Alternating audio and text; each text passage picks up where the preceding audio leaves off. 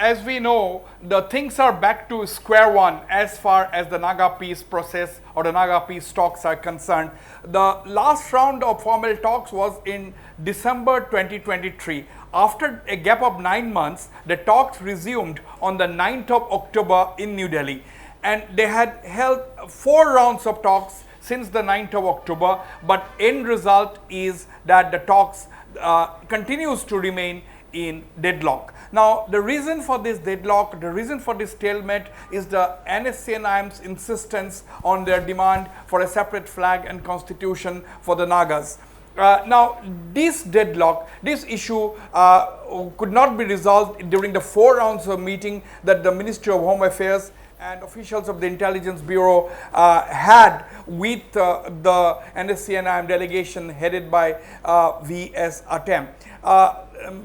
There was in-depth discussions. There was a review of the progress made so far during the 4 rounds of discussions. The Government of India's representative for the Naga talks, Mr. A.K. Mishra, was himself present in all the 4 rounds of talks, but unfortunately the deadlock could not be resolved. The deadlock could not be resolved. It continues. Now the point is, now as we have been asking this question, why is the NSCN-IM not able to come up with an alternative to their demand for a flag and constitution? Has the Government of India come up with any alternative to this demand for a flag and constitution? We don't know. But what we know is that the NSCN-IM continues with their demand for a separate flag and constitution, resulting in the stalemate to continue. Now the big question is, a lot of people are asking whether this is a strategy on the part of the NSCN-IM to continue like this. But many within the Naga groups, within the Nagas, leading Nagas, say that they would like to see a solution during the lifetime of Mr. Twingalang Muiva, the supremo of the NSCN-IM. He is in frail health at this point in time.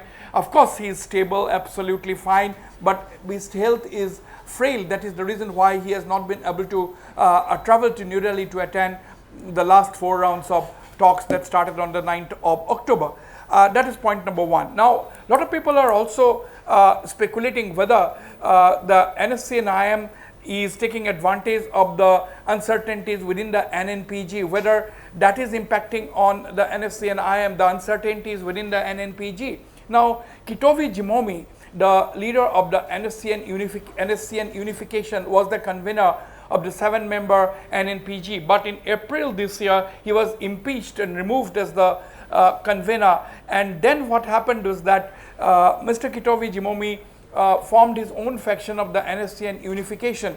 Now the original faction, of which Alejo Venue was also a top leader who worked together with Kitovi Jimomi, they are on a ceasefire with the Government of India.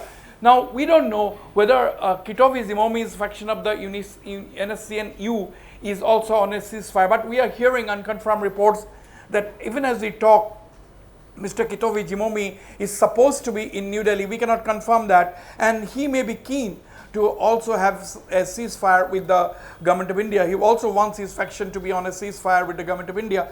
Now the big question is, who is the convener of the NNPG at this point in time? What we know is that there is no convener as of now, ever since Mr. Kitovi Jimomi has been removed. Now the NNPG is going to meet in a few days time to have to choose or elect a new convener. Now there's uncertainties. Is it impacting on the NSCN-IM? Is the NSCN-IM not deciding to bend on its position because of these uncertainties, because they know that they are the main stakeholders or not? We don't know, because we have not been able to speak to any NSCN-IM leader to know their mind exactly.